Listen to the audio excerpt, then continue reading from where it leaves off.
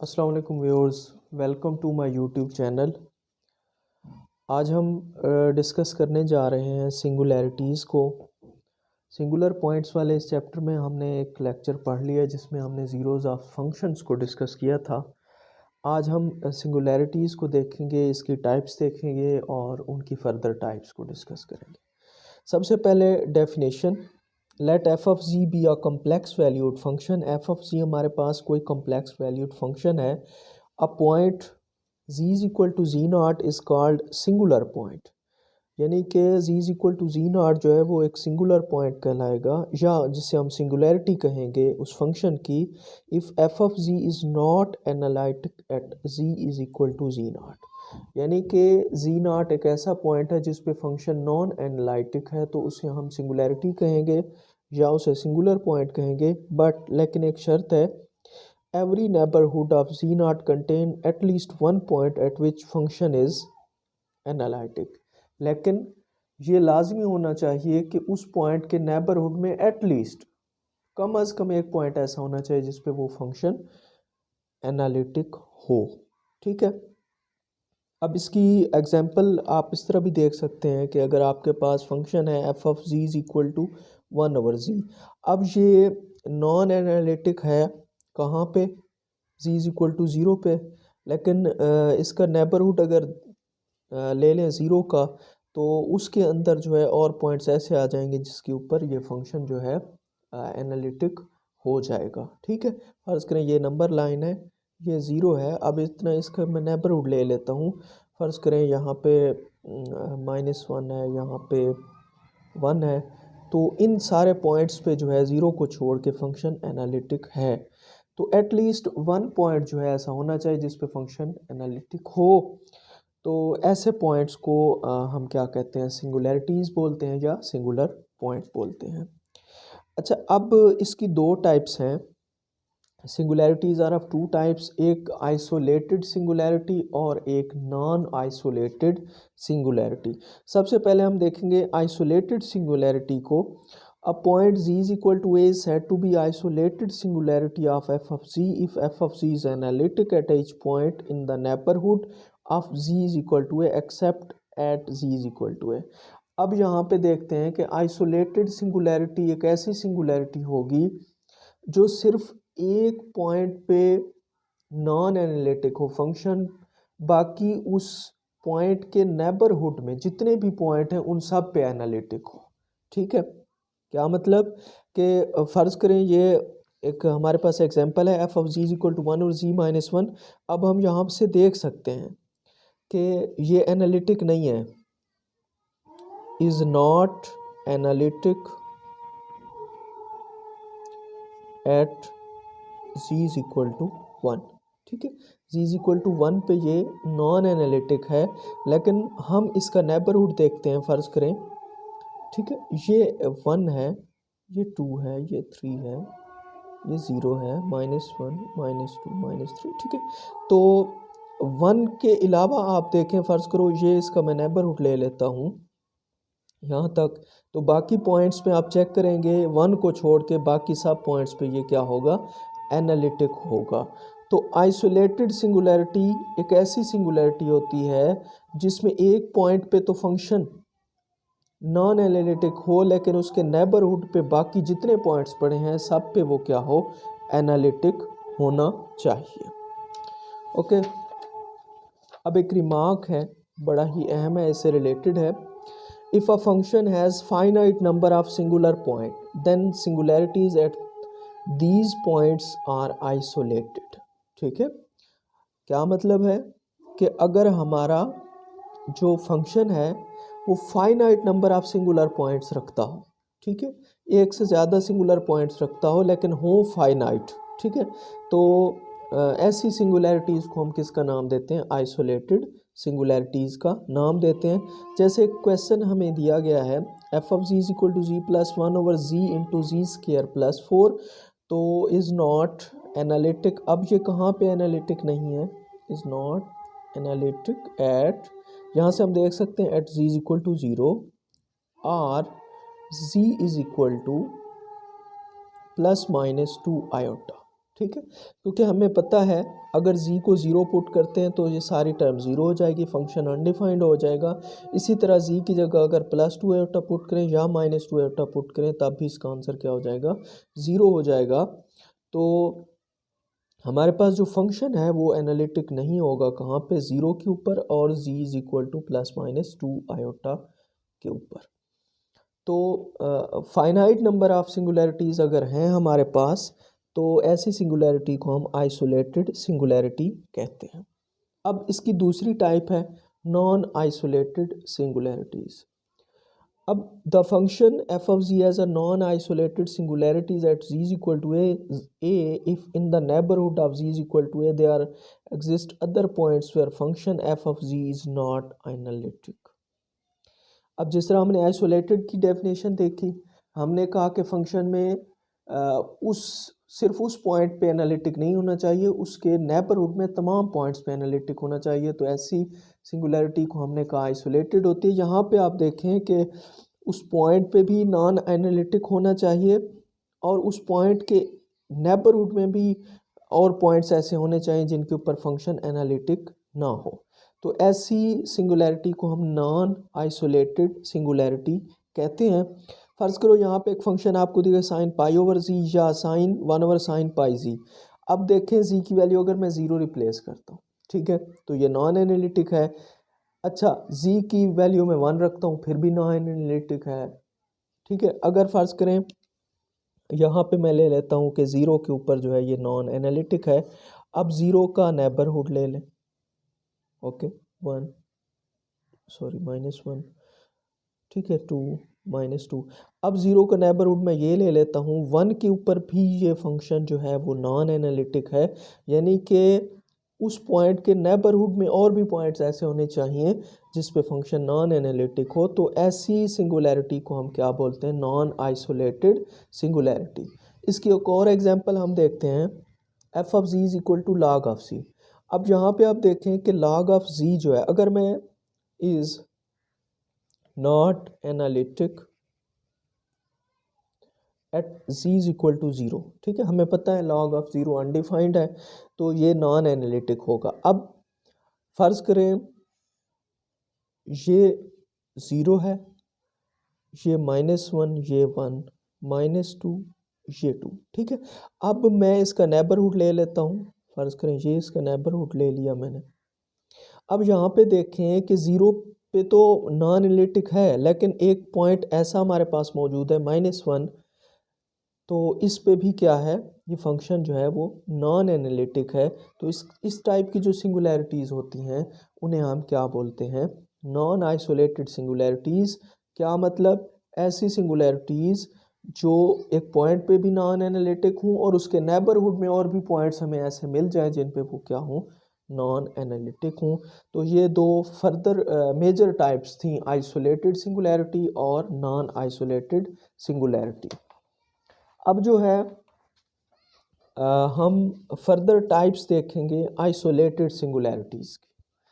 तो आइसोलेटेड सिंगुलैरिटीज़ की 3 टाइप्स हैं। एक को हम कहते हैं रिमूवेबल सिंगुलैरिटी, दूसरी को हम कहते हैं एसेंशियल सिंगुलैरिटी और तीसरी है हमारे पास पोल।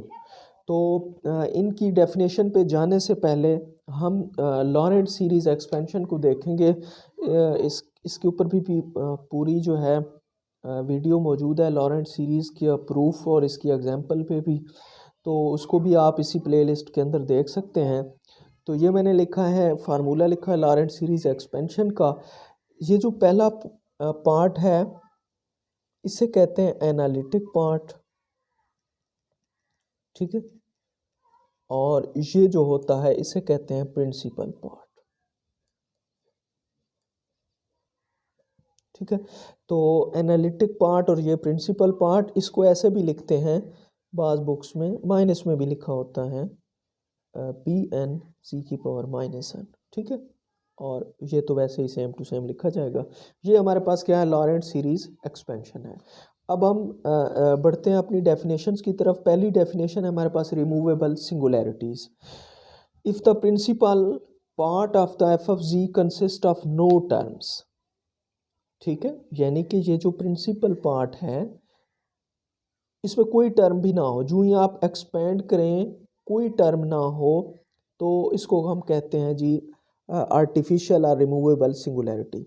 अगर मैं इसे आसान ज़बान में आपको समझाऊं कि एक्सपेंशन के बाद अगर हमारे पास z की पावर नेगेटिव ना आए, z की पावर नेगेटिव ना आए, या आप इस तरह भी कह दें कि बटे के नीचे जो है वो z ना आए, तो ऐसी सिंगुलैरिटी को हम क्या कहेंगे? रिमूवेबल सिंगुलैरिटी कहेंगे। अब यहाँ पे एक एग्जांपल है, मैं इसे सॉल्व करता हूँ, आपको समझ आ जाएगी। इसको ज़रा एक्सपेंड करते हैं।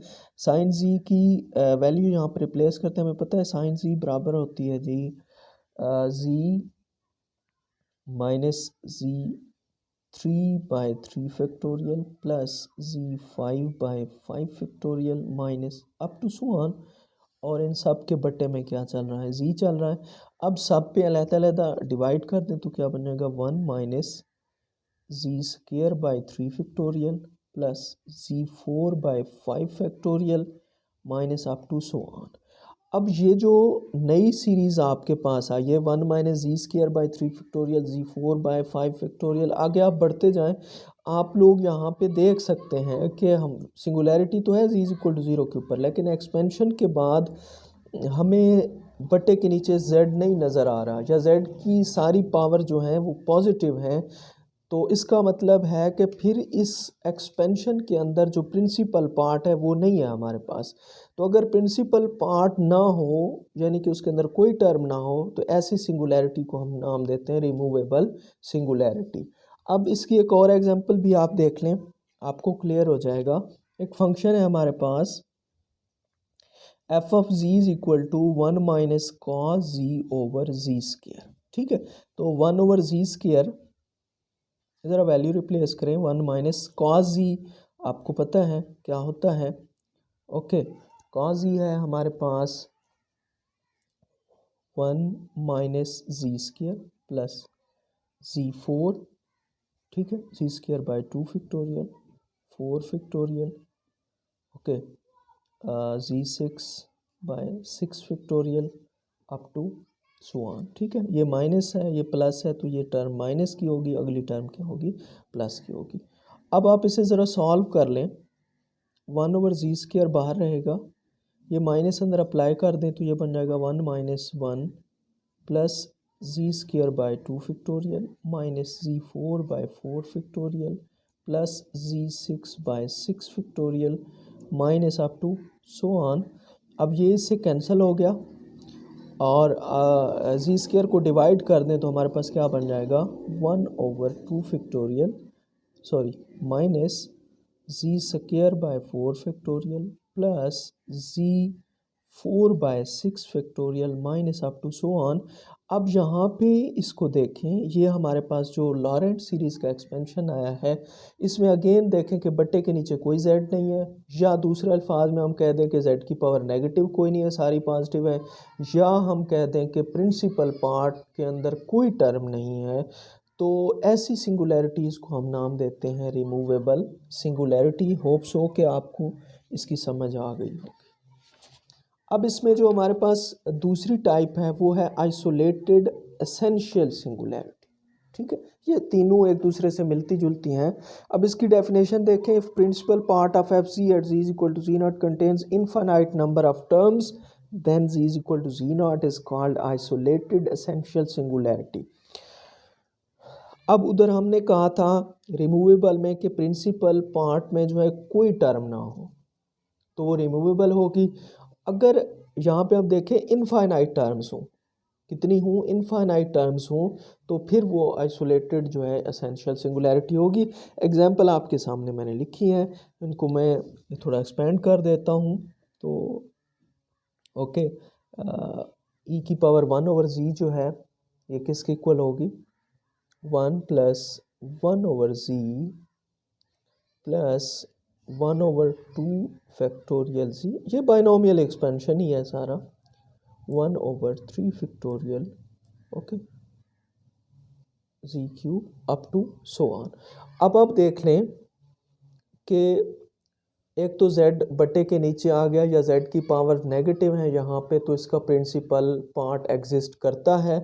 फिर उससे अगली बात देखें कि इनफाइनाइट है, ये जारी है, इसका मतलब है इसके अंदर इनफाइनाइट नंबर ऑफ टर्म्स हैं और हैं भी सारी प्रिंसिपल पार्ट के अंदर। तो ऐसी सिंगुलैरिटी को हम क्या कहते हैं? Isolated essential singularity. अब इसी तरह इस एग्जांपल को भी आप देख सकते हैं, 1/z है तो ये क्या होगा? 1/z minus 3z³ plus 1/5 factorial z5 minus 1/7 factorial z7 plus up to so on. तो यहाँ पे भी आप देख सकते हैं कि z बट्टे के अंदर है, इसका मतलब है प्रिंसिपल पार्ट एग्जिस्ट करता है और इसके अंदर भी इनफाइनाइट टर्म्स हैं। तो ये हमारे पास कौन सी सिंगुलैरिटी है? एसेंशियल सिंगुलैरिटी है।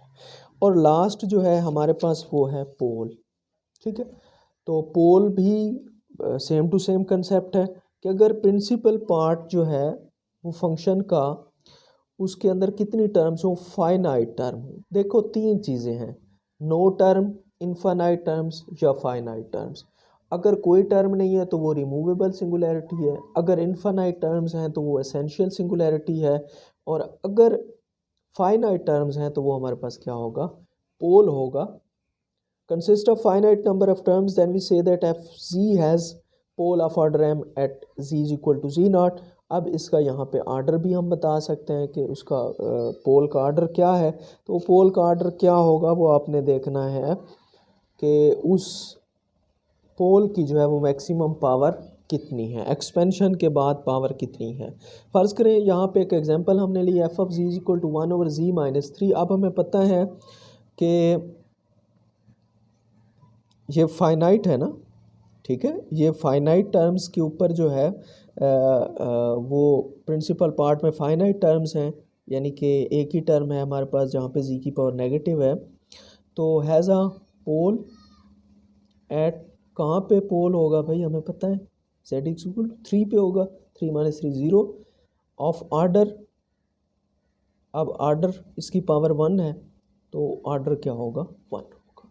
ठीक है, इसी तरह जो है यहाँ पे हम देखते हैं कि f of ji is equal to 2/z 4 1। ठीक है, तो पहली बात है कि टोटल 3 टर्म्स हैं तो फाइनाइट नंबर ऑफ टर्म्स हो गई।